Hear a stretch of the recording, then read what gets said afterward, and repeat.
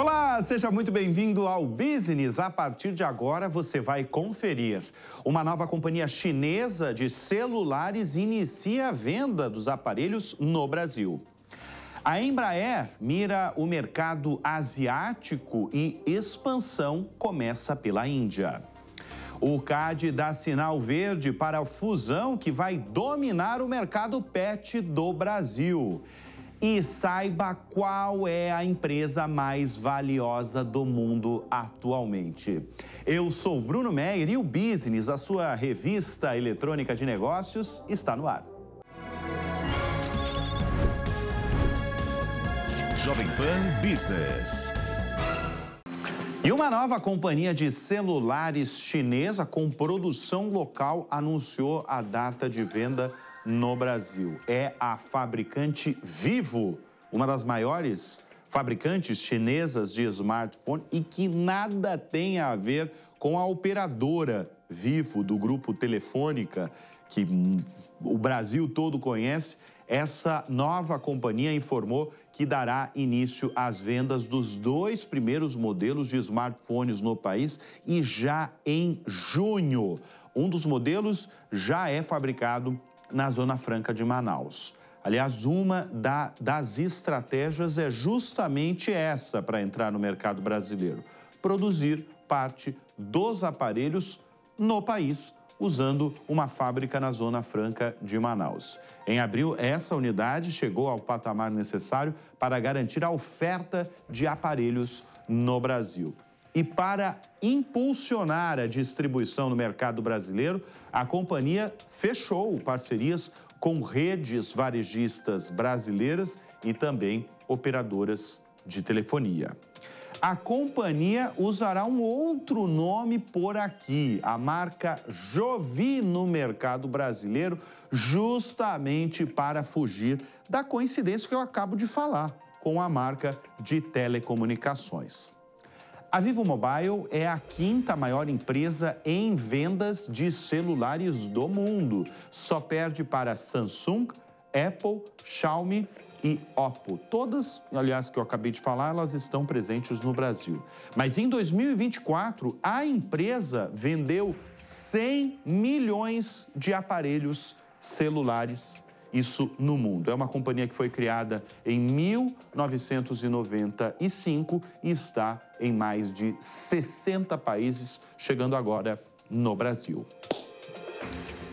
E se tem vindo empresa da China para o Brasil, a Embraer quer chegar lá, porque a Embraer quer expandir os negócios na Ásia. Essa semana, uma equipe da fabricante brasileira de aeronaves foi recebida na Embaixada do Brasil, em Nova Delhi, a capital da Índia, onde apresentou planos para a região. Aliás, a companhia já tinha criado uma subsidiária no país e recentemente informou a abertura de um novo escritório. E tudo porque a Índia é um país em que a empresa brasileira, a nossa Embraer, tem uma presença pequena, isso para não dizer muito tímida. Executivos da companhia acreditam que essa será uma aposta certeira nos negócios da fabricante, sobretudo no segmento de defesa e na aviação comercial. O presidente da Embraer, Francisco Gomes Neto, apresentou números que reforçam o potencial. Ele diz que a Embraer tem 4.000 aviões em todo o mundo e apenas 49 na Índia. O plano é aumentar o volume de aeronaves para esse país que ultrapassou 1,4 bilhão de habitantes e vender tanto aviões executivos quanto comercial.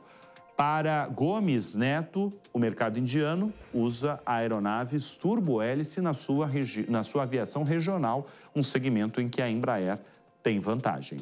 O mercado indiano, segundo cálculos internos da Embraer, deverá demandar aproximadamente 500 aviões nos próximos 20 anos, sendo que a maior parte, em torno de 300, deverá chegar na próxima década. A Índia é um país enorme e o alcance dos turbohélices é de cerca de 500 quilômetros, Além de serem mais rápidos, os aviões da Embraer conseguem voar cerca de 6.000 quilômetros, o que faz com que cidades possam ser conectadas sem escala. Eu falei da China, né? Falei na primeira nota da China, abri essa nota falando da China.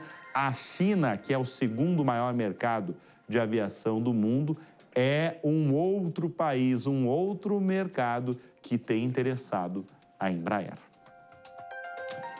E a Suzano anunciou um acordo com a americana Kimberly-Clark para comprar uma participação de 51% nos negócios internacionais de papéis de higiene, pelo valor de 1 bilhão e 730 milhões de dólares, um valor pago à vista. A Kimberly-Clark é uma multinacional americana de produtos de cuidados pessoais e bem-estar, dona da marca Kleenex.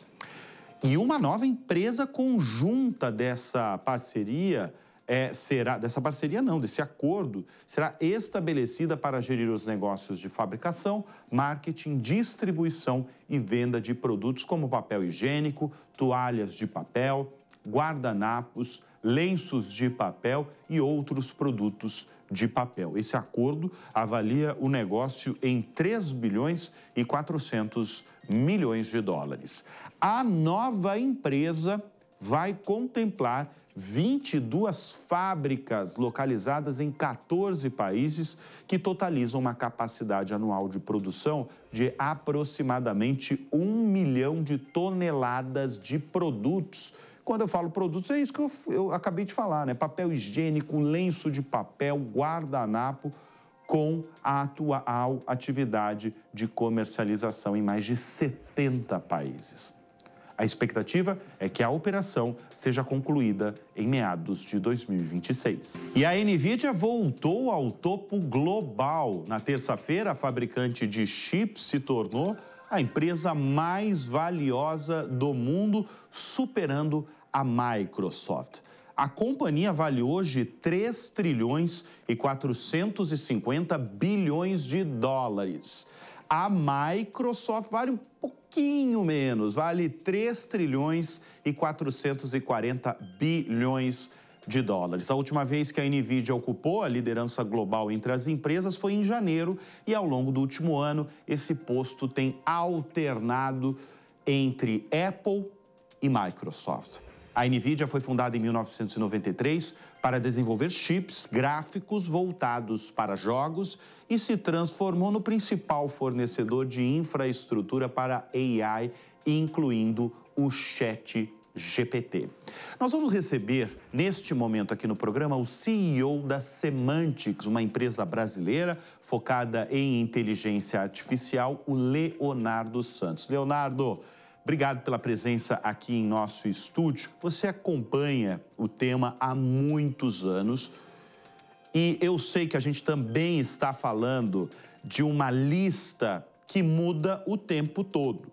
A Microsoft estava na liderança, aí virou a NVIDIA. A diferença é muito minúscula entre elas, o que pode, em algumas horas do mercado financeiro, transformar a Microsoft novamente em empresa mais valiosa do mundo. Mas o que eu quero centrar é um motivo dela, essa última semana, ter novamente conquistado esse título de companhia mais valiosa do mundo. Você tem uma resposta? Obrigado, Bruno, mais uma vez. É um mercado em ascensão em todo o planeta. A NVIDIA apresentou um crescimento de 69%. É muito, muito agressivo. Resultado líquido da companhia é um aumento de 26%, Bruno. Quer dizer, transforma assim, ela é uma líder, ela tem uma predominância nesse mercado de inteligência artificial, onde é uma guerra, né, no bom sentido aqui, geopolítica, né? Predominância Estados Unidos, China, mas agora a gente vê uma nova região buscando uma predominância também, que é o Oriente Médio, né? Aqui comprando, fazendo aqui essa compra desses chips da NVIDIA, e isso está trazendo esse resultado incrível. A demanda de data centers no mundo só aumenta, né? E automaticamente oferta-demanda, né? E a oferta da NVIDIA, que hoje tem a predominância desse mercado, é a única, né? Nesse contexto aqui de GPU, né? De processamento, Então você vê uma crescente muito relevante. O interessante disso, Bruno, é a gente posicionar aqui, a Microsoft é uma das principais clientes, né, da NVIDIA. Interessante, exatamente, eles consumiram mais de 100 trilhões de tokens comparado ao mesmo período de 24. Nessa lista elas são rivais, né? Mas ela é uma das principais, né, clientes da NVIDIA. É uma das principais clientes. 100 trilhões a mais de consumo no mesmo período do ano passado. É 5 vezes maior do que a Microsoft consumiu em 24, consumindo agora em 25. Isso é impressionante. As imagens que estão passando agora, neste momento, é do CEO, o Jensen Huang, no evento deste ano da NVIDIA, um evento anual que a companhia faz e que muitos profissionais do planeta todo acompanham, profissionais de tecnologia, profissionais especializados em inteligência artificial. Leonardo Santos esteve, né, nos Estados Unidos nesse último evento, há poucos meses realizado. Eu gostaria que você contasse para a nossa audiência, Leonardo, o que mais surpreendeu você nesse evento, porque, de alguma forma, esse evento e os anúncios de Jensen Huang impactaram no preço das ações. Diretamente. Tive presente. O que mais me impressionou foi a capacidade de processamento que está aumentando. A gente falava muito da lei de Moore, né? E é assim pelos co-founders da Intel, né? Uma antiga aqui, um buzzword, né, que a gente colocava, ou uma coisa muito ligada ao mercado, né? A lei de Moore, né, que dobrava a capacidade computacional a cada 2 anos. A gente vê agora a cada 6 meses. A lei Jensen, que a gente está colocando no mercado. Então, eles já anunciaram a entrega dos chips agora no próximo trimestre, 2 vezes a capacidade do semestre passado. E já posicionaram isso em 2026 e 8 vezes em 2027, Bruno. É impressionante essa demanda. De fato, isso está sendo uma loucura.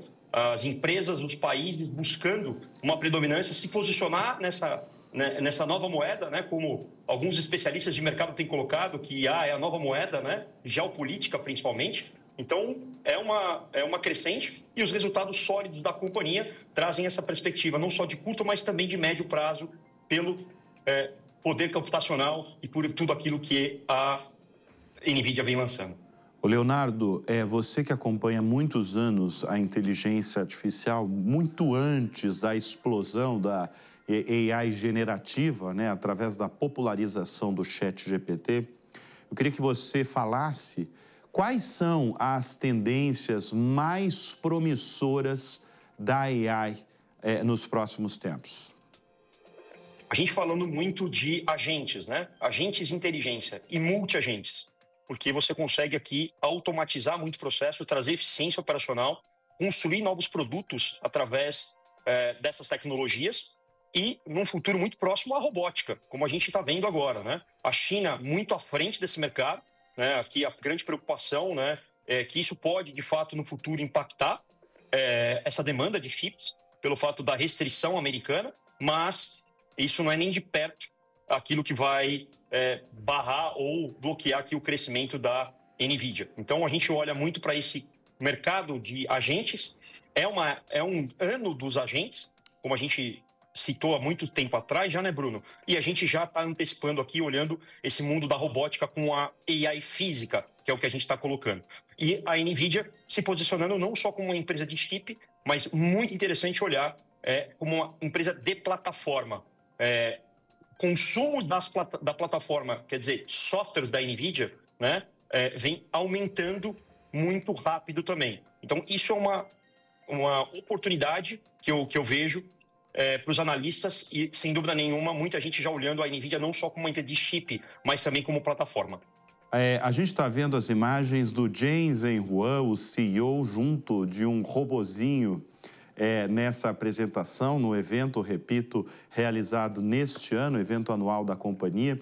E o Jensen Huang, ele apresentou recentemente os futuros chips da NVIDIA, que serão acoplados aos chamados aí, que vão alimentar, especialmente os supercomputadores dos Estados Unidos. Isso eles chamam no futuro. Já se sabe, Leonardo, como serão esses supercomputadores? Sim, ele já deu aqui alguns desses spoilers, né, nesse evento, anunciando ali 27 e 28 esses chips que serão entregues.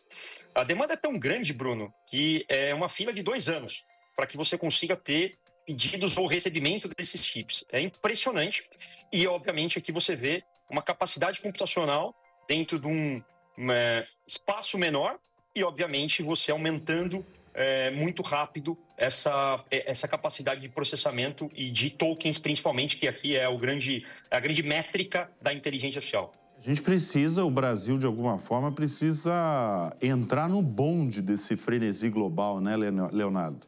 Entrar no bonde desses investimentos multibilionários que estão acontecendo. Não é só os Estados Unidos. Esse ano, a gente já inclusive falou em outra oportunidade, né? Em janeiro teve a DeepSeek da China.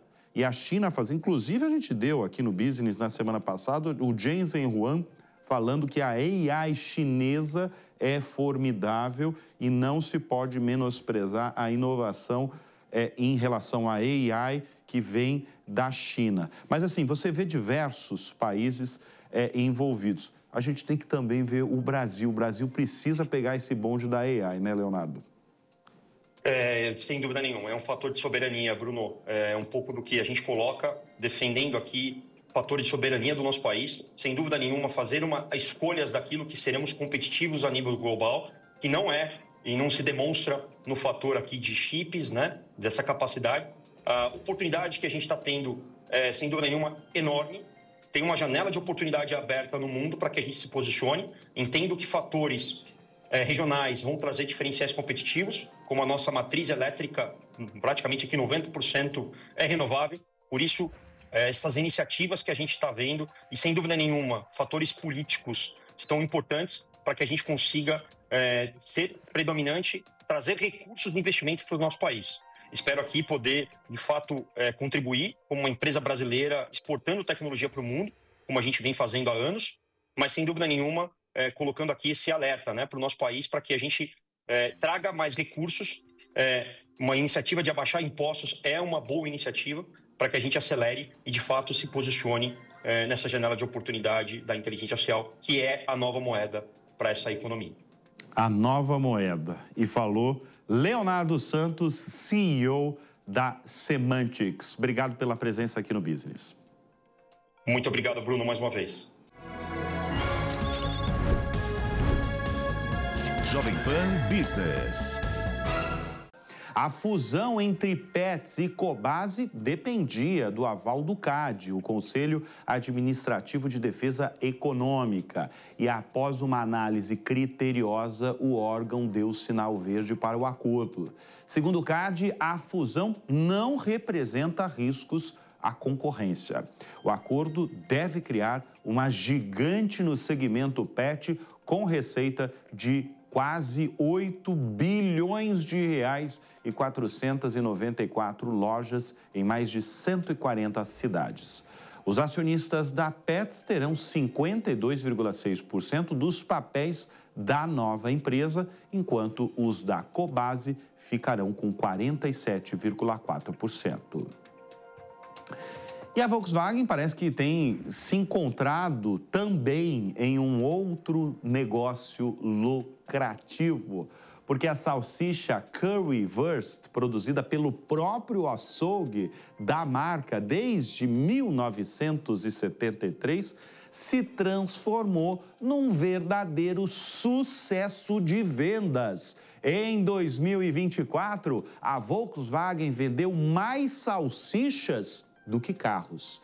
Foram 8,6 milhões de embalagens da nova marca contra 5 milhões e 200 mil veículos. O produto, que antes servia apenas para alimentar os funcionários da fábrica, agora vai ganhar as prateleiras dos mercados alemães numa versão pronta para micro-ondas.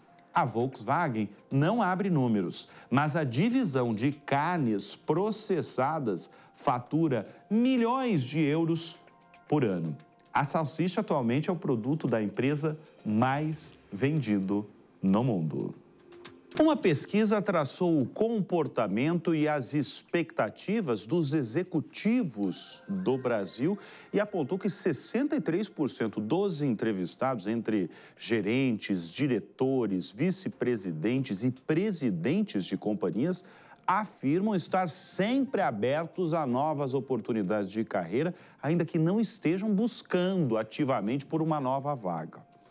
Nós vamos conversar neste momento com o Mário Custódio, diretor da Robert Half, empresa fundada em 1948, que recruta profissionais no Brasil e é responsável por essa pesquisa. Obrigado pela presença aqui no Business.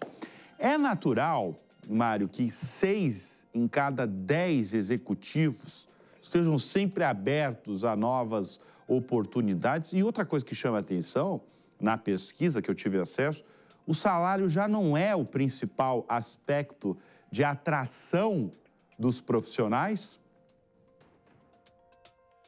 Em primeiro lugar, eu que agradeço o convite para a participação. Olha só, Bruno, dando uma analisada na pesquisa como um todo e nas informações, eu diria até que essa primeira informação que você passou, que 63% dos executivos estão sempre abertos a ouvir, a avaliar novas oportunidades, de certa forma não foi o que mais me surpreendeu. Tá? Esse é um comportamento até que, vamos dizer assim, no passado mais recente, é comum dos executivos, os profissionais estarem de alguma forma abertos a ouvir, a entender o projeto.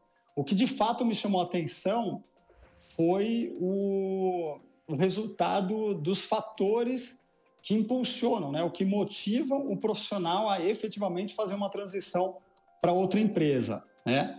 E ter saído como topo da lista, como pacote de remuneração, como a principal variável que motiva, né, o principal fator de atratividade nessa transição, esse foi um ponto que me chamou a atenção, para dizer a verdade. Mário, você falou algo que hoje não hoje é muito corriqueiro os profissionais estarem sempre em buscas, né? Sempre em alerta, seja qual for o segmento em que atua. Isso se deve, diferente do passado, né? Isso se deve por conta da tecnologia, das redes sociais, especialmente o LinkedIn? Eu entendo que as tecnologias, elas facilitam, elas dão mais acesso e movimentam mais o mercado, né? Então, se você for num passado mais distante, quer dizer, você não tinha essa facilidade. Eu, num clique, eu consigo te encontrar e me conectar com você. Ou eu posso saber se uma empresa está recrutando ou se tem uma posição aberta, ou efetivamente até do ponto de vista de criar, né, se conectar com novas pessoas. A rede de relacionamento, o networking, ele é facilitado com a utilização da tecnologia. Então, sem dúvida nenhuma, eu entendo que isso contribui para que as pessoas sejam mais abordadas, estejam mais antenadas, né, e até mesmo mais abertas a ouvir, né, ou a entender o que tem por aí no mercado, né? Você usou uma palavra que é a variável, né? Quais são as variáveis que mais atraem nas propostas de trabalho atualmente, além de um salário competitivo? Olha, o que é bom lembrar, Bruno, é o seguinte, né? Uma decisão ela nunca é pautada só em cima de uma variável isolada, tá? Então, você tem o que te motiva a buscar um projeto novo ou mudar de onde você está, né? A fazer uma transição. E você tem, por outro lado, a gente não falou sobre isso, mas você tem, por outro lado, o que faz com que o profissional fique na empresa que ele está trabalhando atualmente, né? O que retém os profissionais. Mas, além do salário, o pacote de remuneração, para quem está buscando ou para quem está considerando uma transição, você tem você tem pontos que são até subjetivos, de certa forma. Então, é óbvio que o profissional vai avaliar se o projeto tem desafios que são estimulantes, desafios complexos, desafios que efetivamente vão motivar, se tem alguma conexão com a cultura da empresa, se a empresa pode prover ou se enxerga que é um projeto de médio e longo prazo, né? Até é avaliado muitas vezes se a pessoa vai ter algum tipo de equilíbrio entre a vida profissional e pessoal. Então você tem outros elementos, inclusive, né, quando a gente vai no pacote de remuneração, né, tem o tema salário, mas tem também o lado de benefícios ou incentivos de longo prazo também. Ô, Mário, esse equilíbrio entre vida profissional e vida pessoal, é legal você falar disso, viu? O que significa isso? É trabalhar menos, é trabalhar com um modelo de trabalho híbrido, vou chamar de híbrido, ou você ser mais produtivo, o que você chama? O que você define? Você vê que, na verdade, não tem uma definição, porque o que pode ser equilíbrio para mim, do ponto de vista entre lado pessoal e lado profissional, talvez não seja o mesmo para outra pessoa. Por exemplo, para um profissional, pode ser o simples fato de ele ter flexibilidade ou mais flexibilidade nos horários. Ou ainda, olha, me cobra das minhas entregas. Não importa em que hora, em que horário que eu vou fazer ou como eu vou fazer, mas eu quero ser cobrado por aquilo que eu vou entregar. Então, eventualmente, o profissional ele pode até trabalhar por mais horas do que o outro e, na concepção dele, ele está feliz em entender que aquilo tem um equilíbrio. Por exemplo, eu vou sair no meio do meu expediente para levar o meu filho na escola, num evento, depois eu vou voltar, eu vou trabalhar até mais tarde, e para mim isso é um equilíbrio. Para outros não, para outros talvez o equilíbrio seja cumprir uma carga horária mais definida, talvez menor. Então não tem uma definição que a gente possa dizer é isso. É claro que, de novo, para um profissional, o modelo híbrido é algo que é atrativo, ou modelo remoto. Para outros não é isso que faz a diferença. Encontrar esse equilíbrio que é muito particular de cada pessoa mesmo. Muito bem, nós conversamos com Mário Custódio, diretor da Robert Half. Obrigado mais uma vez pela presença aqui no Business. E o trabalho remoto pode estar com os dias contados no HSBC. O banco informou que poderá reduzir os bônus dos funcionários caso eles não compareçam ao escritório na frequência mínima exigida. Com isso, quem optar por ficar mais tempo no home office corre o risco de receber menos. Há 18 meses, o banco tem exigido que os funcionários trabalhem 60% do tempo, praticamente 3 vezes por semana no escritório. A medida vale para as unidades do HSBC no Reino Unido. E conforme a gente tinha falado há pouco no Business, em uma outra edição, a Nintendo havia suspendido a pré-venda do console Switch 2 por conta dos tarifaços impostos por Donald Trump. Mas, na última semana, a fabricante japonesa iniciou a comercialização do game, que tem sido sensação entre os fãs. As diversas filas se formaram em diversas partes do mundo. Consumidores chegaram a madrugar na fila só para comprar as primeiras unidades do Nintendo Switch 2. Em Tóquio e em Nova York, as filas começaram a se formar 20 horas antes da abertura das lojas. O novo console da Nintendo é vendido pelo preço médio de $450, o equivalente a R$ 2.500. Entre as novidades estão tela maior e melhor processamento gráfico.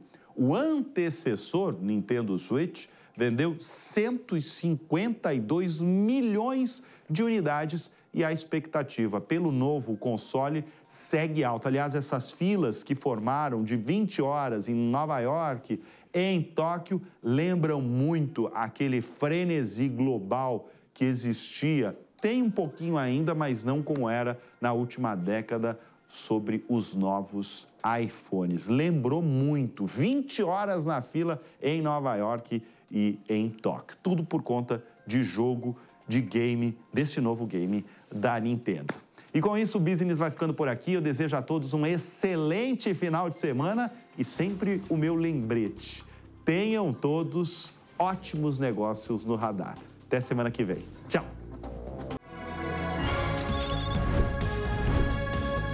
Jovem Pan Business.